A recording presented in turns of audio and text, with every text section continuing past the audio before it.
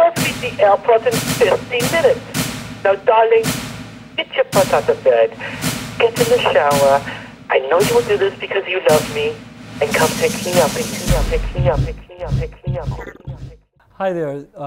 We're here at Neopolitan Collection to talk to one of America's brightest young design talents, Wes Gordon, and have you meet what I'm calling a man of three cities, Atlanta, London, and New York, but there is a Chicago connection. So let's start with that first. Wes, thank you very much for joining us. Thank you for sitting down to do this with me. I'm so excited to see you again. I'm excited to see you again, too.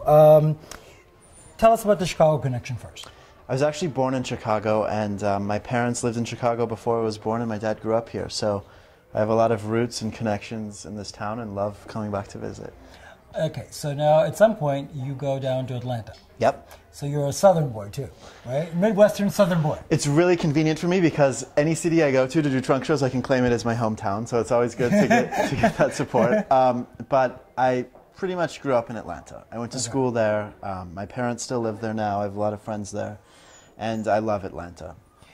What is there a design influence that comes from growing up in the South as opposed to growing up, I meet a lot of designers who are already in big cities and really from the North, from north of the Mason-Dixon line. So is there a design, is there something different about your aesthetic? Yeah, I think absolutely. I mean, the South is a very unique place in the U.S. You know, it's a conversion of so many different cultures, and it's very romantic. You have beautiful architecture and gardens, and there's just a lifestyle there that's so unique. And I was lucky to kind of be an outsider arriving and being able to observe it. But there's still a bit of that Gone with the Wind kind of nostalgic, the good parts of Gone with the Wind. Okay, yeah. Nostalgic lifestyle in the South that's beautiful. And so how do you think that one of the things that people say about you is you're a society designer. So I don't know if that's something you accept you heartily accept, or that's something you sort of want to rebel against? Or? I think it's one of the situations where our pieces are at a certain price point, and so as a result we get a certain clientele who's able to afford that price point. But I love our clients. We have great clients. They're so loyal. They come back season after season, and they're so chic. And there's quite a lot of diversity in the collection. We're able to work with retailers like, Bergdorf's and Neopolitan and Kierna Zabet and Harrods, all of whom have a very different woman that they buy for and, demographic. Is there a Southern woman in mind in the client? There might be a little bit of that. I think it's there's definitely drama in the South. There's romance in the South. There are these ideas of femininity in the South, and all of these things that, whether you're contradicting it or embracing it, can't help but influence anyone who's come out of there. So I think you could probably say there's right, because by my clients that come from the South, I mean, there is, I'm glad you brought this point up, is where I was going. This idea of femininity in the South is very different than, since I moved from Australia to the United States, I've lived in Chicago all my life. Okay. So when I meet people from the South, especially women, it's a sort of hyper feminine throwback from the past, but they're women today, and they're unapologetic for you know what I mean, right? Yeah. I think there's it's a very kind of part. I mean, there are so many different things happening in the South, and Atlanta, for example, is a major U.S. city. So but there are certainly there's bits and pieces of kind of a bygone culture, right? And there's something kind of romantic about that. Do you see your clothes as bygone and romantic, but I think there's a touch twisted? Of that, but they're kind of, I think, classics with a twist. Okay. I love historical fashion. I love, even more recently, like 1950s couture. I love these ideas and this elegance and the spirit of glamour. But I think I'm very much a product of my generation and today, in the sense that these are real pieces. They're separates that you can build into your wardrobe for 2012.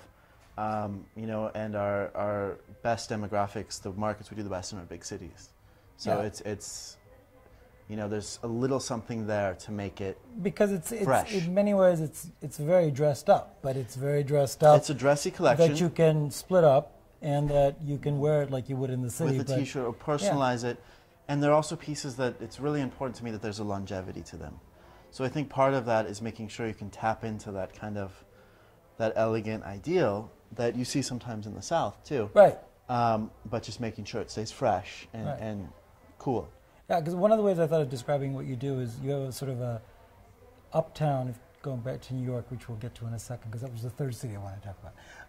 Sort of like an uptown fabrics with sort of maybe a downtown feel to it. That's great. I love that. That's fantastic. Yeah, it's cool. Okay, good. Someone said, I think Women's Wear one time said, uptown clothes with a rock and roll edge or something like that. Okay. But I was thinking like the same idea. Yeah. Uptown fabrics, downtown. It's like, cool. I love that. Vibe. That's a huge compliment. I think that's great. Good.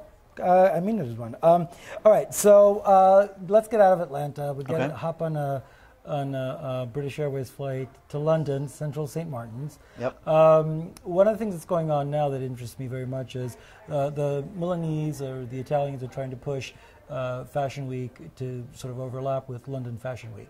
And for me, the hub of great creativity and new designers and emerging designers and new ideas really are coming from London. And if I had to choose, I would definitely choose London. And I recently heard an editor of a major publication who has to choose where to send his people said he was definitely going to choose London. And I thought, that's the right move. You were in London, Central St. Martin's. What is, from Atlanta, boarding off of... Yeah, I as soon as I decided that I'm going to pursue a career in fashion, I knew I had to go to Central St. Martin's. I mean, it's such an iconic, amazing school. So I packed up my bags and flew to London and spent 4 years there, which were amazing. And there's such a youthful kind of electricity pulsating in London, and this spirit of innovation and newness and creativity there that the city promotes and fosters. So it's a great place to be an art student. It was a fun 4 years. And I love London. I was there last week, and I still haven't caught up on my sleep. But it's an amazing city. Yeah. One of the things that you did in London, is my understanding, is you interned at Tom Ford. I did, yeah. Okay, so I met someone over the summer whose sister is working for you, and okay. And so her sister was telling me how excited her big sister was to be working for you, and did I know you, and da da da da da, and the sister's excitement was palpable, and like that her sister had a job and it was in New York and was working for someone that someone recognized, that somebody like could have possibly heard of. So you're 25, a lot of years old. A lot is being made about your age, and I don't want to do that to you. That's fine. But it hasn't been that long. Really quickly. But it isn't that long. Oh, please. So it isn't that long ago that you must have had some sort of like the same reaction, like oh gee, I can't believe under Tom Ford. So what's that like? I mean, it's hardly a comparison. There's no. I'm still like starstruck about Tom Ford. I think. But yeah, it wasn't that long ago when I was interning. Right. So what is that? So what is that when you get there and it's Tom Ford? And so what is that? What's that feeling? What did you? What does it do for you? And what does it do? I'm interrupting you, but and what does it do for you like now in the business? I think fashion, it's a craft. You're making something, you're manufacturing something, and it's one of the best ways to learn it is through apprenticeships and internships and hands-on seeing how other businesses run. So I tried to take every chance I had. I did it with Oscar de la Renta, I did it with Tom Ford, to fill my free time, learning from these masters of what they do. I would argue I learned as much there as I did in school. It's really a great way to do it. And I'm lucky to the two of them to have done it. We have a great group of interns now. I hope that they're able to learn a little bit from their busy days with us, and we wouldn't be able to do it without them. But it's certainly a fun story to hear, and I like that. Yeah, because I was thinking to myself, it wasn't that long till when you had the giggles about being at I know, and Fort. I love that story. Actually, I'm gonna tell my mom. Oh, yeah. New York is where your business is based. Yep. You've shown 3 collections. It's home now, right? Yep. Okay.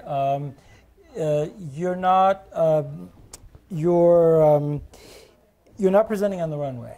No. Yet. Right. Let's just say yet. But one of the questions that I ask a lot of people is, do you see it? Is it a necessity to present on the runway? Do you think, especially where you are in your career, or is this social media, the exposure on social media? I mean, you can go onto any website and find all of your collection. So, what are you thinking in those terms? Like next couple of collections? I mean, for us, really, it's first and foremost was a budget move. To do a presentation is a much less expensive approach and certainly easier for a young designer than doing a big fashion show. Right. And at the end of the day, the whole point of a presentation or a show is to gather your buyers, your press, your friends and family in the room and communicate to them and say, this is the Wes Gordon woman, this is what I believe in for spring or for fall, and have them leave with a sense of energy and a feeling for where you're going and who you are. Through lighting, through music, through makeup, through the shoes. Right. It's the whole package. And as long as we're able to do that with a presentation, which has so many benefits to us. First of all, it's an hour instead of 5 minutes. So we're still, if we're competing against someone in a time slot, right, we're probably not going to win that one. Right. So it gives us a little more likelihood of getting some of the people we'd like to come to the show to attend. Like Kathy Horn. Kathy Horn, the magazine editors who are very busy during Fashion Week. If we gave them, from 3 to 5, 3 to 4, it's easier for them to stop by. And it's also nice. We invest so much in the fabrics and the embellishments to be able to have the girls stand there and to have our guests see them and maybe touch them and really observe things up close. So you're giving kind of like Market Week. It's almost like a market. It's kind of like a showroom. And I like that, though. I think it's nice to be able to see the clothes up close. And sometimes in a show, they blur past so quickly. They very much blur and past listen, I would love to do a show, and I'm sure, in the future we'll be doing shows. But for now, I'm quite happy with our presentation. No,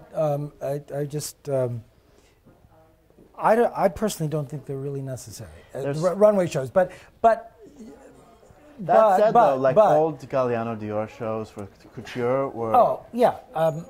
One of the reasons I love fashion. Okay.